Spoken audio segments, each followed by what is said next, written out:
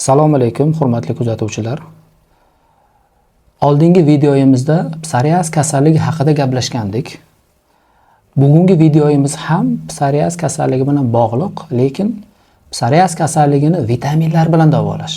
Psoriaz va vitaminlar.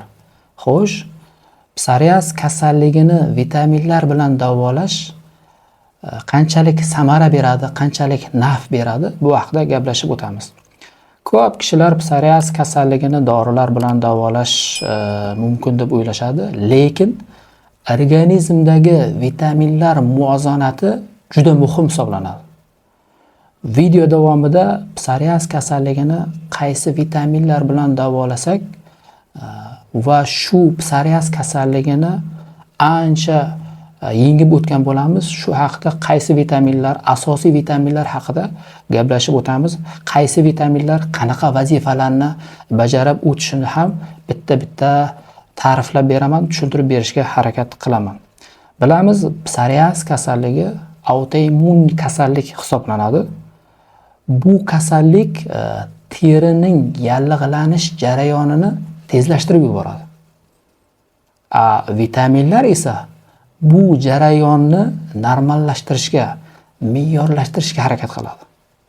Bular qaysi vitaminlar? Asosiy vitaminlar hisoblanadi.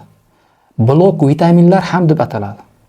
Birinchi asosiy vitaminlar bu vitamin D, D3, xolikalsifirol.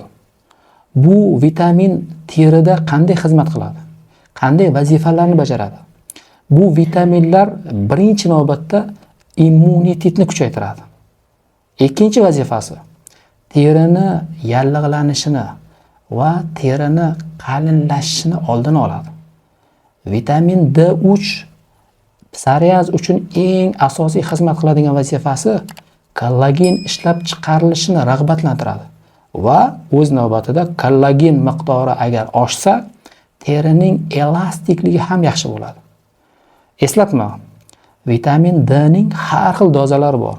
200 dozadan tortib 1000, 2000, 5000, 10000, 50000 dozalarga, hattoki 200000 dozalarga ta'riflanib, bo'linib chiqiladi.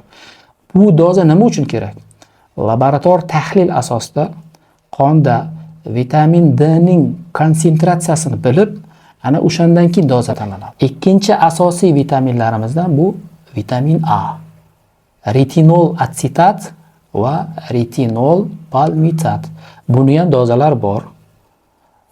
33000 doza, 10000 doza, 25000 doza va 100000 dozaliklari bor. Buni ham qondagi vitaminlarni, ya'ni konsentratsiyasini bilib, o'shanga qarab doza tanlanadi. Bu vitamin A psoriaz kasalligi uchun qanday xizmat qiladi? Vitamin A retinol palmitat yoki retinol asetat epiteliy to'qimasini sog'lom saqlaydi. Bu birinchi vazifasi. Ikkinchisi, terini qayta tiklanishiga yordam beradi. Uchinchi vazifasi, terida paydo bo'lgan yaralarni bitishini tezlashtiradi. Va eng asosiysi, psoriaz uchun muhim, mugguzlanish jarayonini sekinlashtiradi. Biz bilamiz, psoriaz kasalligida teri qalinlashadi, giperkeratoz deydi. Teri dag'allashadi. Vitamin A shu dag'allashni, qalinlashni kamaytiradi, sekinlashtiradi. Keyingi asosiy vitaminlarimiz bu vitamin E. Vitamin E bu antioksidant vitamin bo'lib, terida erkin radikallarni hosil bo'lishini bloklaydi. Terini immun tizimini ko'taradi. Qon evish faktorida ijobiy ta'sir ko'rsatadi. Ayniqsa psoriaz kasalligi uchun vitamin A bilan E ni birga berganimizda bir-birini ta'sirini oshiradi va psoriaz kasalligi uchun juda yaxshi muolaja turi bo'lib xizmat qiladi. Va keyingi yana asosiy vitaminlarimizdan biri bu vitamin C. Vitamin C bilamiz, immunitetni mustahkamlaydi. Kasallikka kurashuvchilik qobiliyatini ham oshiradi. Psoriaz kasalligida vitamin C asosiy vitamin manbai bo'lib xizmat qiladi. Va keyingi eng oxirgi vitaminlarimizdan biri bu B guruhi vitaminlari. Vitamin B guruhi B1, B2, B6, B9, B12 vitaminlari asab tizimini mustahkamlaydi. Nerv tolalarini oziqlantirishga yordam beradi. Stress faktorini kamaytiradi va boshqa ko'plab vazifalarni bajaradi. Shunday ekan, psoriaz kasalligini asosiy dorilar bilan birga vitaminlar bilan davolash psoriaz kasalligini birmuncha remisiyaga tushirib yuboramiz. Suhbatimiz oxirida bir narsani ta'kidlab o'tmoqchiman sizlarga. Psoriaz kasalligini davolashda, vitaminlar bilan davolashda